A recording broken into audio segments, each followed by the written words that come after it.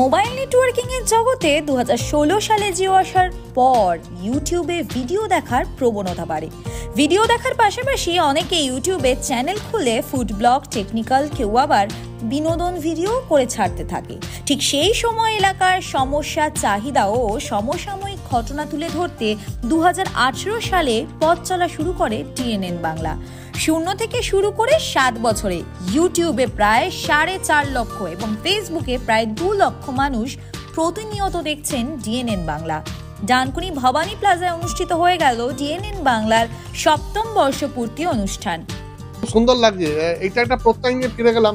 যাতে সুন্দর একটা স্টুডিও ডিএনএন বাংলা আজকে তৈরি করে একদিন গুটি গুটি পায়ে যখন হামাগুড়ি দিতে দিতে আজকে যখন হাঁটতে শিখেছে, কাল এত দৌড়বে যে পেছনে ফেলে দেবে সবাই। বিশেষ করে ডিএনএন বাংলাকে যারা ডিএনএন বাংলা বলে পরিচয় করিয়ে দিল, সেই দর্শক বন্ধুদের, অগণিত দর্শক বন্ধু যারা রয়েছেন, যারা প্রতিনিয়ত আপনাদের ফলো করছেন, আমিও ফলো করি আপনাদেরকে।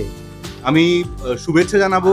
এই 7 বছর যেন 70-700 বছর এরকম চলতে থাকে। ডিএনএন বাংলা ব্র্যান্ড মানুষের যেন মনে প্রভাব বিস্তার করে, এই বলতে চাই। যেমন আমরা কথায় বলি যে সবার মনে সবার ফোনে পুরো বিশ্বময় পৌঁছে যাক। আমি নিউজ দেখি, ডিএনএন বাংলার অনেক কিছু জানতে পারি।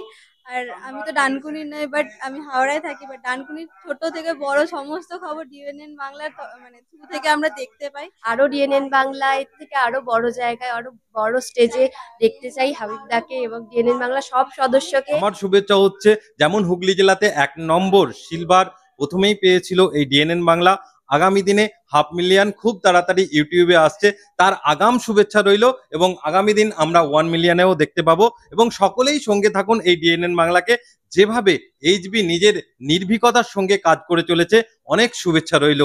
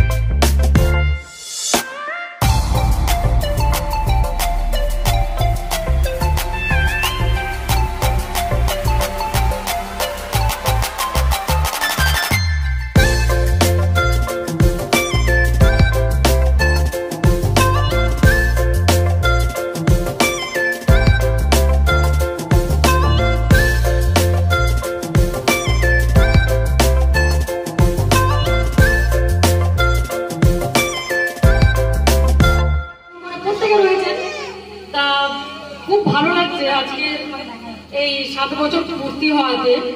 আমরা প্রথমে ভেবেছিলাম এমনি এইচবির ছোট থেকে আমার একটা অন্য ন্যাক ছিল, মানে একটু নাটক করা বা একটু করা। ছোট যখন পড়াশোনা করতো এই ধরনের কিছু করতো, যেমন আমার মানের বাগানে, সেখানে ও একটা ভয়ঙ্কর একটা নাটক টাইপের করেছিল। তো ওর মধ্যে একটা ক্রিয়েটিভ একটা চিন্তা ভাবনা ছিল, ছোট থেকে একটু অন্য টাইপের ছিল।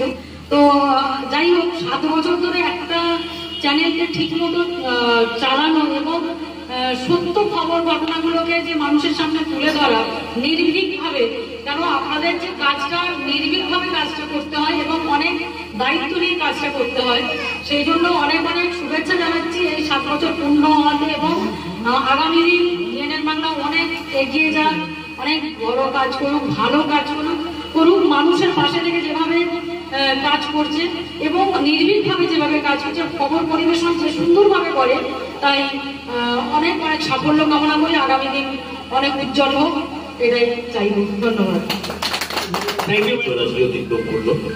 আমি প্রথমেই এই চ্যানেলের যে মূল কারিগর, যে যার উদ্যোগে এই চ্যানেলটা জনপ্রিয়তা পেয়েছে, সেই এইচবিকে আমি আন্তরিক ধন্যবাদ জানাই, শুভেচ্ছা জানাই এবং ওর সাংবাদিক জীবনটা আরো দীর্ঘ হোক, এটাই চাইব।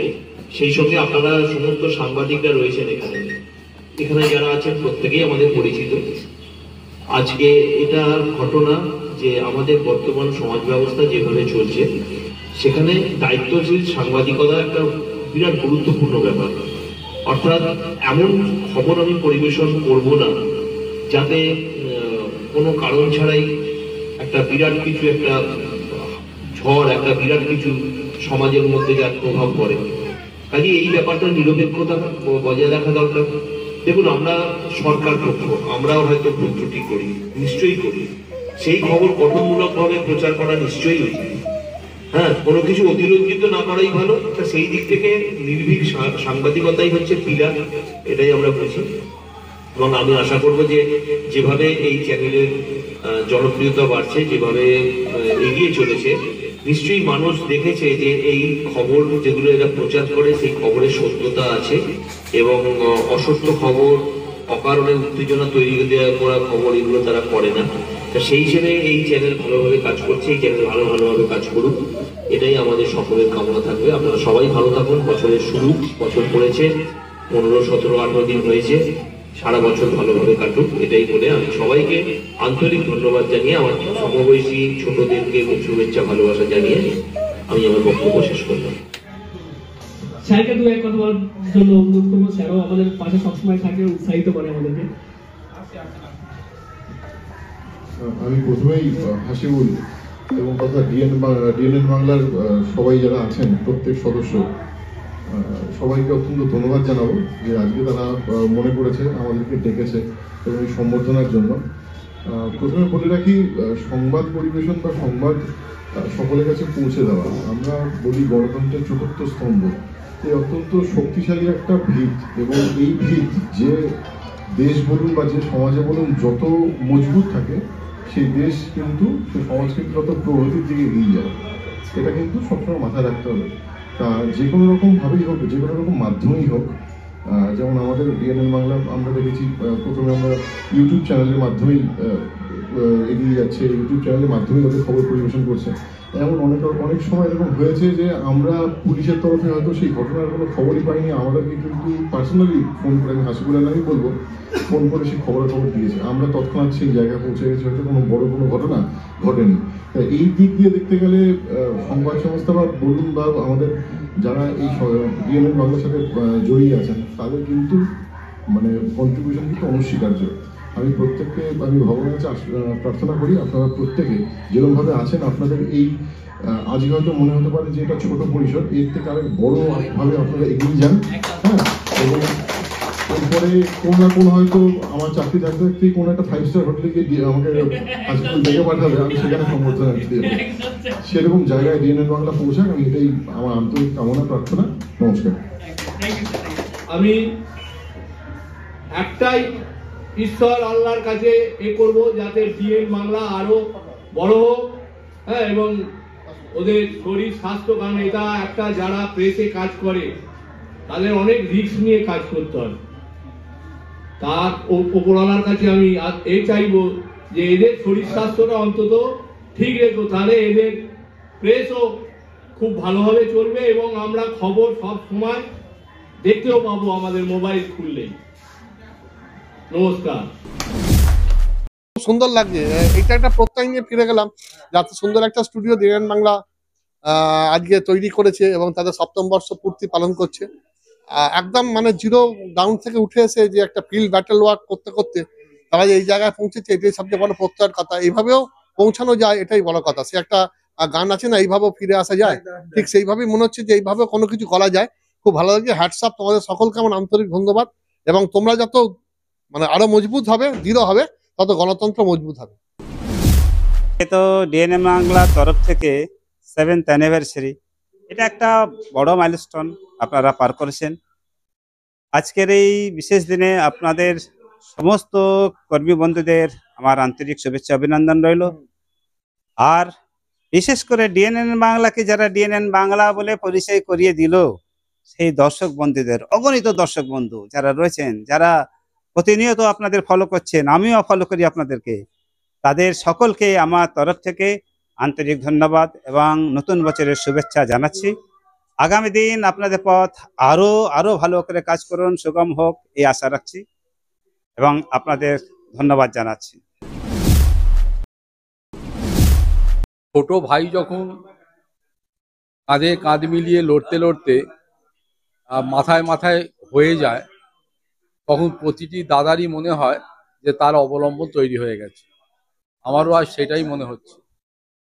আমাদের হয়তো একটা এক করে দিন যাচ্ছে, সাংবাদিকতার জগৎ থেকে হয়তো পেছোবার সময় এসে গেছে, কিন্তু যখন দেখছি পরবর্তী প্রজন্ম সামনের সারিতে আসার সময় হয়ে গেছে, তখন ভালো লাগছে যে আমরা যেভাবে লড়াই করে নিজেরা জায়গা করে মাথা তুলে দাঁড়িয়ে আছি, আগামী দিনে আমার ভাইগুলো সেই জায়গাটাই আঁকড়ে ধরে রাখবে।